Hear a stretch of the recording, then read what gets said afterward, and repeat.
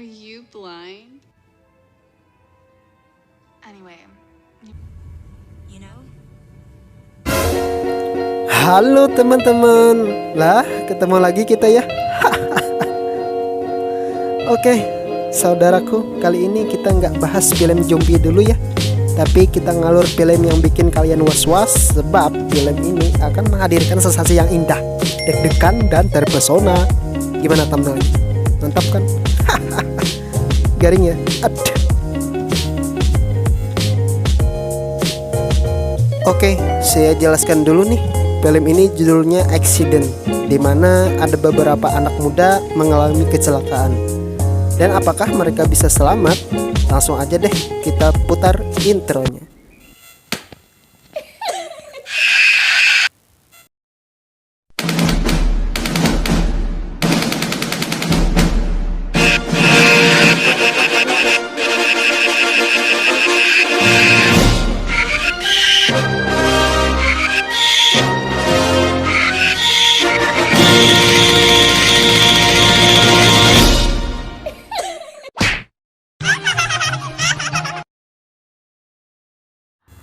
Film ini diawali memperlihatkan seorang kembang desa yang cantik dan ayu. Tujuan mereka berada di terminal ialah untuk liburan beberapa hari.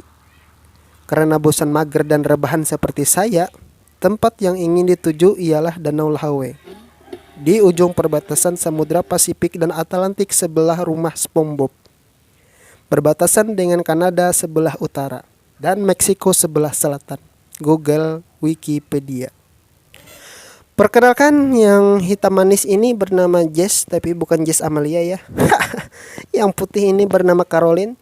Jess pun sudah sangat siap dan antusias ingin ke pantai itu, terbukti dari posisinya yang sudah berada di dalam bis keberangkatan. Caroline yang sedari awal ingin mempermainkan Jess, tiba-tiba dia berpura-pura meninggalkan tiket keberangkatan di rumah. Yang pada faktanya tiket itu tidak pernah ia beli, sebab dia ingin pergi ke tempat itu tanpa menggunakan bis.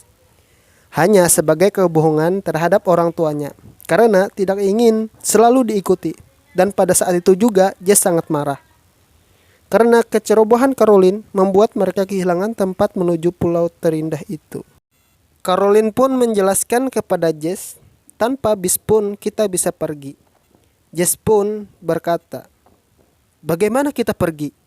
Jawabannya adalah,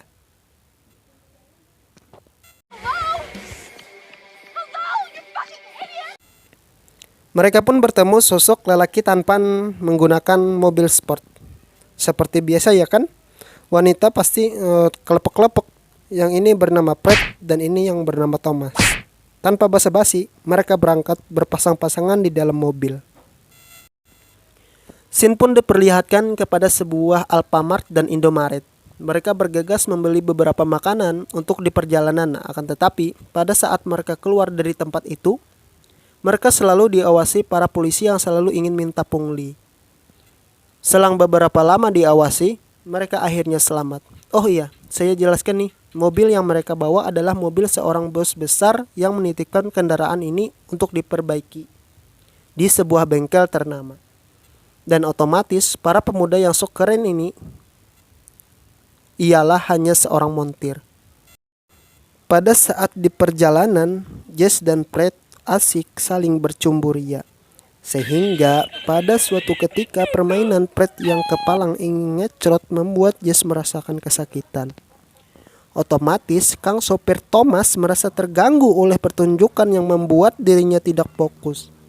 Dan mendengar teriakan kegaduhan dari Caroline yang ingin menolong temannya dari ularnya Fred yang semakin beringas. Tiba-tiba teriakannya, "Ah!"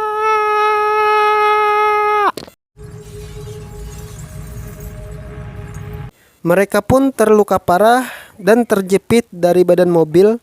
Fred dan Thomas berusaha membebaskan diri mereka sendiri. Alhasil mereka dapat keluar dari mobil dan meninggalkan wanita seksoi itu. Akan tetapi, Fred merasa bersalah dan ingin menolong mereka kembali. Meski Thomas sama sekali tidak peduli dengan mereka berdua. Setelah perdebatan panjang yang membuat saya menghabiskan secangkir kopi dan mie besar isi 2, Mereka pun menolong Jess dan Caroline. Pada saat itu juga, kaki, tubuh, dan lengan mereka terjepit, sehingga tidak mudah untuk melepaskannya. Dalam keadaan kelelahan dan hampir sekarat, Jess menemukan banyak sekali uang di ruang penyimpanan mobil tersebut. Bukan hanya soal uang sih, tapi sebuah pelacak yang masih aktif.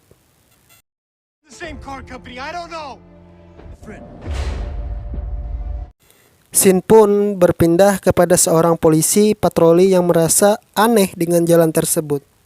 Seketika berhenti memberikan informasi untuk meminta bantuan kepada kantor pusat untuk dilakukan pengecekan. Datanglah mobil yang sangat keren. Akan tetapi, itu bukanlah bantuan tersebut, tetapi seorang pembunuh atau pemilik mobil yang terjatuh itu, yang sedang menyamar menjadi FBI. Tanpa pikir panjang, FBI KW ini langsung membunuh. Mereka pun masih berusaha membebaskan diri, akan tetapi semua itu hanyalah sia-sia dan membuat Thomas frustasi. Fred pun ingin menghalangi kegilaan Thomas yang ingin membakar mobil itu dan membunuh mereka semua. Tiba-tiba datanglah helikopter yang mereka anggap sebagai penolong, tetapi heli itu membabi buta menembak mereka semua. Sampai Thomas mati dan mobil terbakar hebat. Akibat terlalu asik nembak, tak sadar, ekor dari pesawat itu menyentuh kabel listrik yang menyebabkan mereka terjatuh dan membuat ledakan yang hebat dan membuat mobil itu terjatuh ke bawah jurang. Dan pada saat terjatuh ke dalam air, Jess berhasil ke tepian dan Caroline masih di dalam mobil. Dia pun meminta bantuan kepada Fred. Tetapi yang datang bukanlah Fred, melainkan seorang pembunuh. Pada saat itu juga, Fred mengalihkan perhatian pembunuh ini. Alhasil dia ketembak.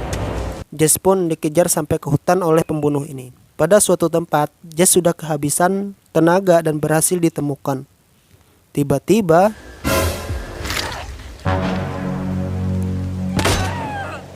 ya, modarlah pembunuh ini.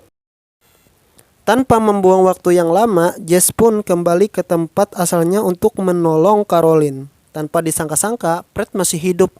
Gila nih cowok, gak mati-mati. Ajaib. Mereka pun menyelamatkan Caroline, sehingga mereka berdua berhasil selamat dari mobil tersebut. Tetapi tidak dengan Fred. Akhirnya dia koit juga dan wassalam. Jess dan Caroline pun tertawa ketika sampai di perbatasan jalan. Tiba-tiba,